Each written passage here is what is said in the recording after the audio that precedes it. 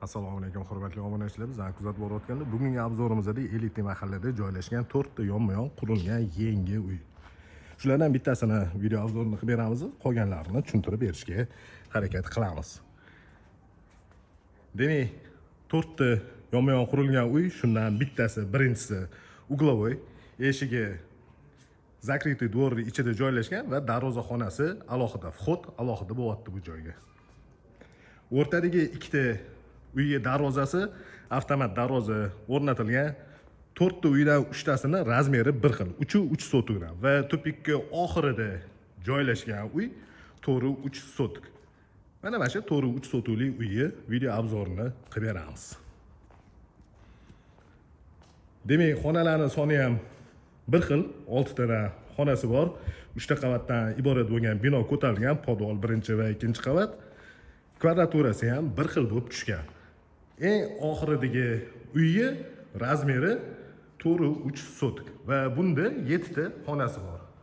Hovl tarafdan shunaqa chiroyli fasad ko'rinishiga ega bo'lgan bino ko'tarilgan. Zeleniy zonasi bor, paliflari tashalgan. Demak, yozgi oshxona joylashgan, kattagina joy qoldirilgan, bemalol tapchanlarni, stol-stullarni joylashtirsa bo'ladi.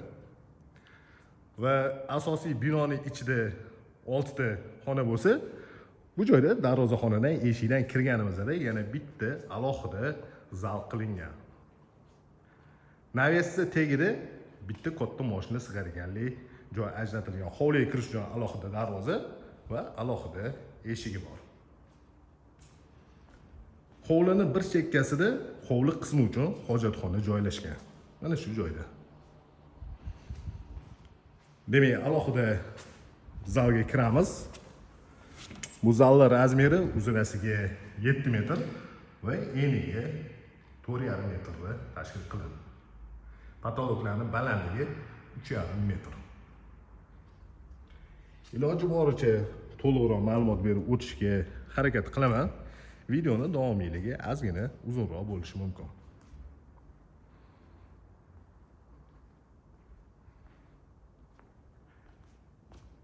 Bu uyimizning joylashgan manzili Uch Qahramon postidan 3 kilometr taxminan o'tganda joylashgan.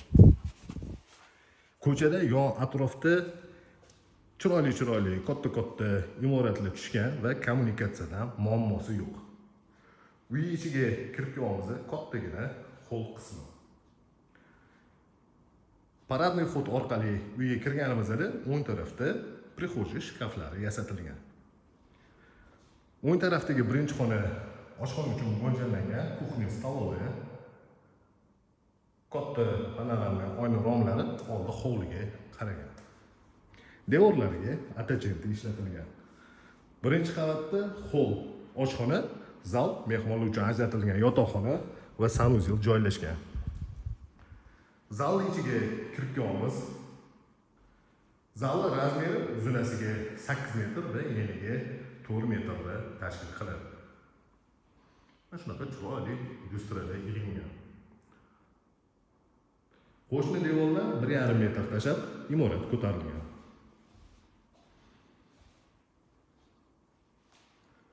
Televizor o'rnatadigan joyda venetsiyankalar ishlatilgan. Va bu joyda pattig'igacha tayyor yasatib qo'yilgan.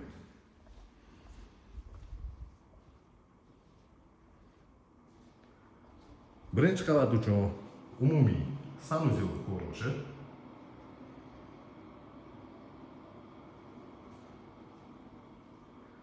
Har bitta qavat uchun alohida avtomatlari yig'ilgan, elektrik shitlari bir-biriga nagruzka tushmasligi uchun mehmonlar uchun ajratilgan yotoqxonaning ichiga kirib kelamiz. Bu yotoqxonaning razmeri uzunasiga 5 metr va eniga 4 metr.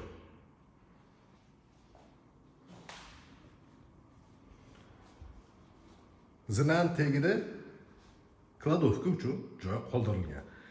Demak, birinchi qavatda hol oshxona, zal, mehmonlar uchun ajratilgan yotoqxona va bitta sanuzel bo'ldi. Imoratda ikkinchi qavatiga ko'tarilamiz. Imoratda ikkinchi qavatida 4 ta xona joylashgan. 2 ta xona o'ng tarafda va 2 ta xona chap tarafda. Koridor bo'ylab o'tganimizda balkon qismiga chiqiladi.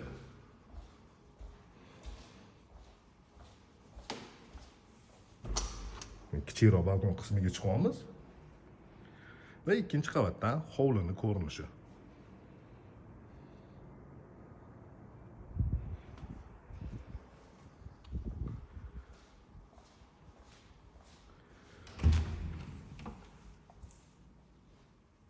Ikkinchi qavatda joylashgan birinchi yotoqxona. Yotoqxonaning razmeri asosan bir xil tushgan, 5 ga 4 razmerda.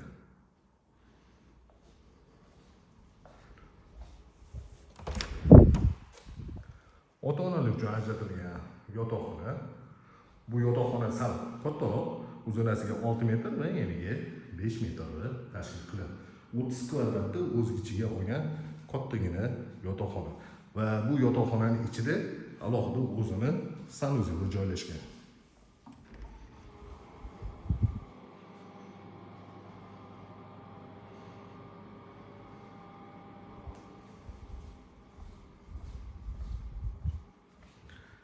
Ikkinchi qavatga ko'tarilganimizda o'ng tarafda bolalar uchun ajratilgan yotoqxona va bu yotoqxonaning razmeri 5 ga 4.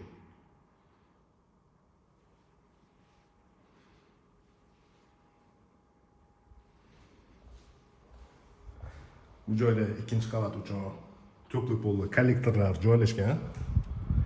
Ikkinchi qavat uchun umumiy sanuzel.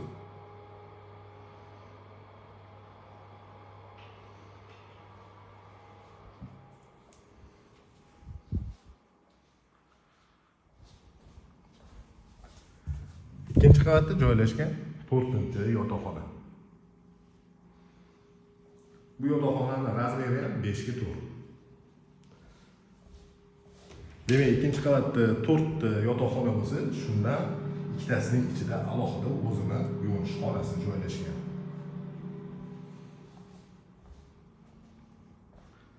Bu joyda ikkinchi qavat uchun alohida avtomatikalar yig'ilgan. Demak, ikkinchi qavatda 4 ta yotoqxona va 3 ta sanuzel bo'ldi. 3 ta sanuzeldan ikkitasi yotoqxonaning ichida va bittasi ikkinchi qavat uchun umumiy yuvinish xonasi sifatida ishlatiladi. Eslatib o'taman, birinchi qavatda hol, oshxona, mehmonlar uchun ajratilgan yotoqxona, sanuzel va zal bo'ldi.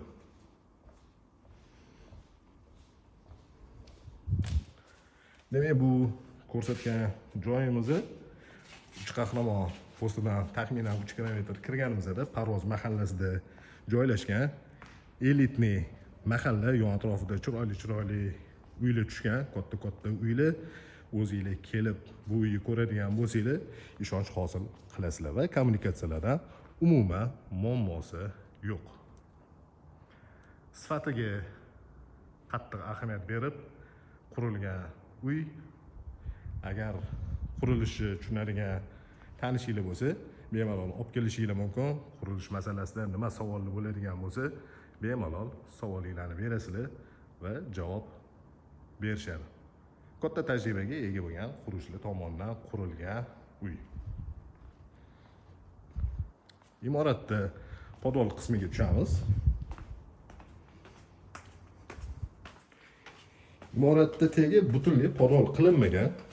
Полезный площадь bu joyda taxminan uzunligi 10 metr va eniga 4 metrlik bitta katta xonasi bor. Va bu joydan kotelniga o'tiladi. Suv uchun yo'nqis doimiy ravishda suv saqlanib turadi. Shu joyda kerak bo'lganda ishlatiladi. Italyanskiy kotel двухконтурный, oldida suv uchun boiler.